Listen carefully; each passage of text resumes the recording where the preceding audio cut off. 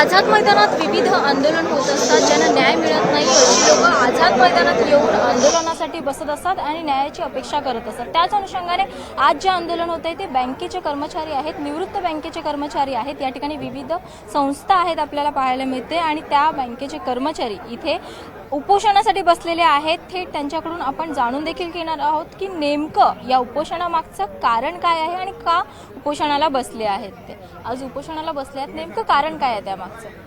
मी शेखर कदम, चिटणीस EIB park Maharashtra state. आमच्या विविध मागण्या आहेत. त्याच्यापैकी मुख्य मागणी जी आहे ते पेन्शनचं अपडेशन. आम्हाला पेन्शन अपडेशन होत नाही आहे. जसं बायपार्टेट सेटलमेंट होतात तेव्हा वर्किंग एम्प्लॉईची सॅलरी वाढते, पण आमच्यासाठी काहीच फरक पडत नाही. तर आम्हाला पेन्शन अपडेशन हवं आहे. आमची ॲज पर द गव्हर्मेंट जे लॉ आहे त्याच्याप्रमाणे पेन्शन अपडेशन होऊ शकतं आहे आणि व्हायला पाहिजे अशी आमची डिमांड आहे. त्याच्यानंतर दुसरं म्हणजे अफोर्डेबल हेल्थ इन्शुरन्स पॉलिसी, ती आमची मागणी आहे.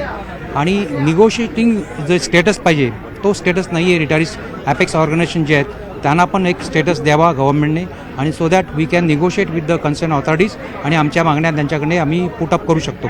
ह्या तीन मुख्य मागण्या आमच्या आहेत. आज हा उपोषणाचा पहिला दिवस आहे, परंतु यानंतर देखील जर शासनाकडून लक्ष देण्यात आलं नाही तर पुढचं पाऊल काय असणार? पुढचं पाऊल म्हणजे आमचं एक आमरण उपोषण जो प्रकार आहे. आता याच्यामध्ये फक्त आमचा रिटायरीजचा इश्यू असा असतो की त्यांच्याकडे बरेचसे त्यांना व्याधी असतात, डायबिटीजसारखे, आणि म्हणून ते उपोषणाला बसू शकत नाही. पण त्यामुळे हे फक्त एक प्रातिनिधिक उपोषण आहे, जेणेकरून हे सरकारपर्यंत पोचावं, म्हणजे केंद्रीय सरकारपर्यंत पोचावं आणि आमच्या ह्याचा कॉग्निजन्स घेतलं जावं अशी आमची इच्छा आहे. आणि हे सगळे रिटायरीज एवढ्या याच्यामध्ये पावसाचं आणि उन्हाचं असतानासुद्धा बऱ्याचशा यू कॅन सी बरेचसे 75-80 आणि पुण्यावरनं पण लोक आले होते, नाशिकवरनं लोक आले होते या सगळ्या उन्हामध्ये यांच्या मागण्यांसाठी. आणि हे एवढं पेंडिंग मागण्या ज्या आहेत त्या लवकरात लवकर गव्हर्नमेंटने अप्रूव्ह कराव्या, हीच आमची एक कळकळीची विनंती आहे गव्हर्नमेंटला. मेन म्हणजे काय आहे की हे पेन्शन जे आहे हे रेग्युलेशन पास झालेलं आहे, गव्हर्नमेंटने ॲक्सेप्ट केलेलं आहे. 2003ला रेग्युलेशनमध्ये दिलेलं आहे की 35(1) की आम्हाला प्रत्येक रिव्हिजनमध्ये आम्हाला पेन्शन अपडेशन दिलं पाहिजे. रिझर्व्ह बँकेला 2016मध्ये पेन्शन अपडेशन दिलं आहे, पण आम्हाला आजपर्यंत 30 वर्ष आम्ही बांधतो, पण अजून आम्हाला काही दिलेलं नाही आहे.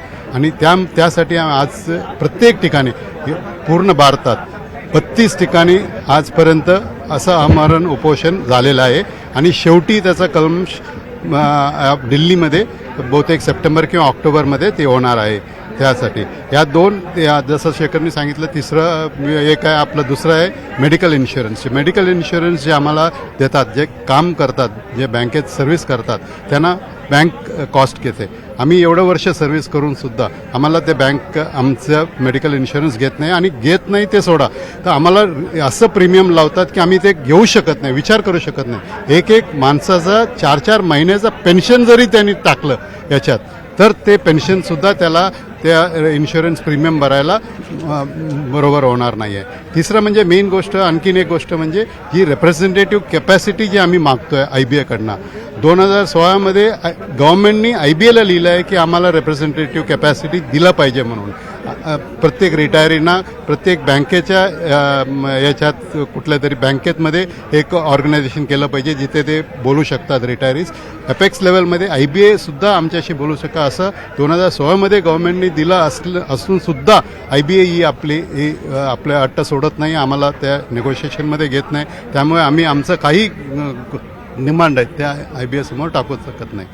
मी Ravindra Shetty, senior vice president IPAC. नक्कीच आपण कर्मचाऱ्यांशी संवाद साधलेला आहे. हे जे कर्मचारी आहेत, निवृत्त कर्मचारी आहेत, बँकेच्या ज्या विविध संस्था आहेत त्यांचे हे कर्मचारी आहेत. आपल्याला माहितीच आहे राज्यात ट्रिपल इंजिनचं सरकार आहे, तरी देखील कर्मचाऱ्यांना आता देखील उपोषण करावं लागतंय. त्यांच्या मागण्यांकडे आता तरी सरकार लक्ष देणार का हे पाहणं तितकंच महत्त्वाचं ठरेल.